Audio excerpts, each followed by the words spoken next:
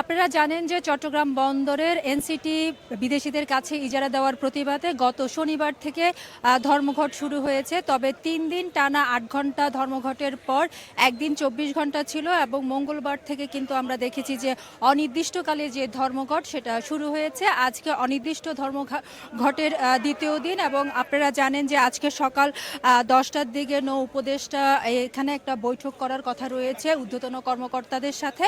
এবং আজকে এই মুহূর্তে আমরা আছি চট্টগ্রাম বন্দরে ৪ নম্বর গেট এলাকায় এবং গত প্রায় যে ৫-৬ দিন ধরে যেখানে দেখা গেছে শ্রমিকরা কিন্তু বন্দরের অভ্যন্তরে প্রবেশ করছেন কিন্তু কোনো ধরনের কাজে যোগ দেননি। আজকে বিশেষ পরিস্থিতি সেটা হচ্ছে যে আইন শৃঙ্খলা রক্ষাকারী বাহিনীর ব্যাপক উপস্থিতি কিন্তু আমরা দেখতে পাচ্ছি এবং যারা শ্রমিকরা আছে কাউকে কিন্তু ভেতরে প্রবেশ করতে দেওয়া হচ্ছে না। এক ধরনের উত্তেজনাকর পরিস্থিতি কিন্তু আমরা এই যে ৪ নম্বর গেট এলাকায় দেখছি এবং শ্রমিকরা জড়ো হচ্ছেন, প্রতিবাদ জানাচ্ছেন, মিছিল করছেন এবং তারা বলছেন যে সরকার যদি এই যে ইজারা চুক্তি প্রক্রিয়া থেকে সরে না আসে তাহলে কিন্তু তারা যে কঠোর আন্দোলন সে কঠোর আন্দোলন কিন্তু অব্যাহত রাখবেন। এবং আপনারা জানেন যে চট্টগ্রাম বন্দরে যে অপারেশনাল কার্যক্রম তা কিন্তু সম্পূর্ণ বন্ধ রয়েছে এবং কোনো ধরনের কন্টেনার হ্যান্ডেলিং হচ্ছে না এবং যে বন্দরের অভ্যন্তর থেকে কোনো ধরনের পণ্য ডেলিভারি পরিবহন সব ধরনের কিন্তু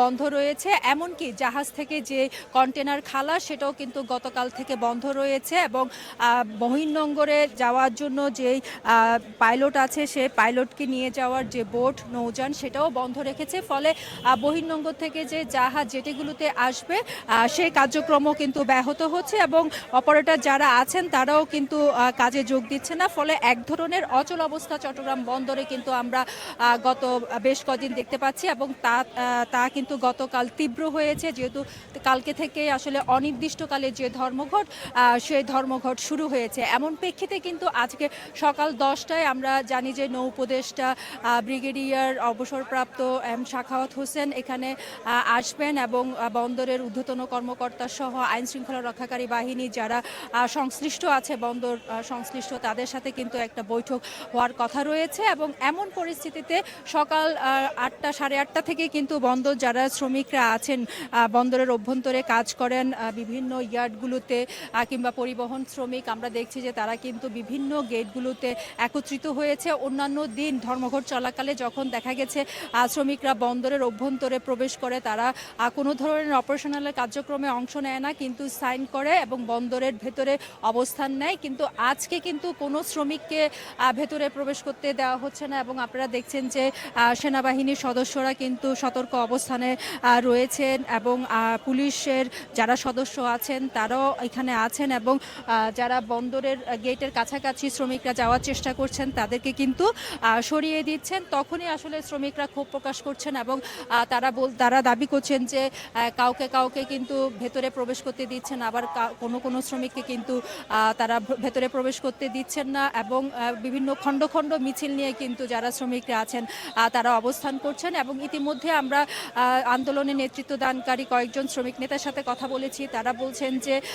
যে সরকার যে সিদ্ধান্ত এনসিটিকে ইজারা দেওয়া সেই সিদ্ধান্ত থেকে যদি তারা সরে না আসে এই আন্দোলন তারা অব্যাহত রাখবেন। এবং আপনারা জানেন যে এই আন্দোলনকে কেন্দ্র করে কিন্তু চট্টগ্রাম বন্দর কর্তৃপক্ষ ইতিমধ্যে অন্তত 16 জন কর্মচারী শ্রমিককে কিন্তু চট্টগ্রাম বন্দর থেকে দেশের অন্যান্য বন্দরে বদলি করেছে এবং তাদের যারা শ্রমিক নেতারা আছেন তারা দাবি করছেন যে এই যে আন্দোলনের করতে গিয়ে নিপীড়নমূলক ব্যবস্থা বন্দর কর্তৃপক্ষ নিচ্ছে অবিলম্বে তা বন্ধের আহ্বান জানিয়েছেন এবং বদলি আদেশ প্রত্যাহারের দাবিও কিন্তু তারা জানিয়েছেন। এবং যারা আইন শৃঙ্খলা রক্ষাকারী বাহিনী আছেন এই মুহূর্তে তারা কিন্তু শ্রমিক নেতাদের সাথে কথা বলছেন, তাদেরকে বোঝানোর চেষ্টা করছেন।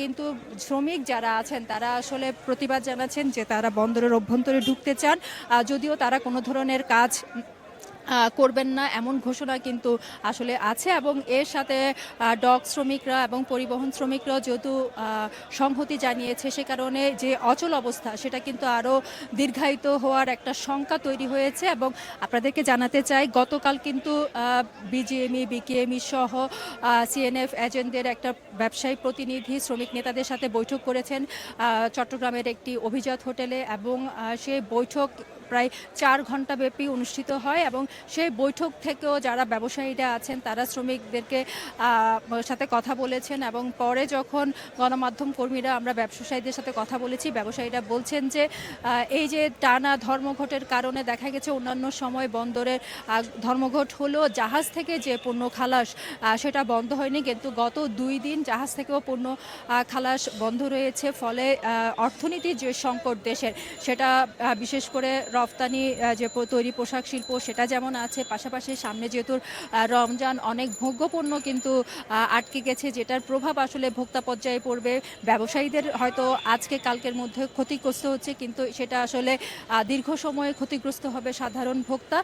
ফলে ব্যবসায়ীরাও কিন্তু সরকারের কাছে আহ্বান জানিয়েছেন এই যে সমস্যা যে চলছে তা যেন দ্রুত একটা সমাধান তারা করেন এবং শ্রমিক নেতাদেরকে তারা আশ্বস্ত করেছেন। এবং শ্রমিক নেতারাও বলছেন যে সরকার যদি এই যে এনসিটি, যেটা আসলে তাদের দাবি হচ্ছে চট্টগ্রাম বন্দরের মধ্যে সবচেয়ে লাভজনক একটি প্রতিষ্ঠান, লাভজনক একটা টার্মিনাল, সেটা আসলে বিদেশিদের হাতে তুলে দেওয়া, যেটা যেমন আমাদের দেশের অর্থনীতির জন্য সংকট, তেমনি কিন্তু আসলে স্বাধীনতা সার্বভৌমত্বর মধ্যে হুমকির মধ্যে পড়বে বলে তারা দাবি করছেন। এবং এই সংকট থেকে বেরিয়ে আসার একমাত্র উপায় তারা দেখছেন যে সরকারকে এই ইজারা প্রক্রিয়া বাতিল করতে হবে, তাহলে তা না হলে কিন্তু তাদের যে আন্দোলন, সেই আন্দোলন কিন্তু কঠোর হবে বলে তারা জানিয়েছেন। এবং এই মুহূর্তে আসলে যে পরিস্থিতি, সে পরিস্থিতি হচ্ছে এক ধরনের উত্তেজনাকর পরিস্থিতি বন্দর এলাকায় রয়েছে, যেহেতু 10টা থেকে উপদেষ্টা, যে নৌ উপদেষ্টা, তার সাথে একটি বৈঠক হওয়ার কথা রয়েছে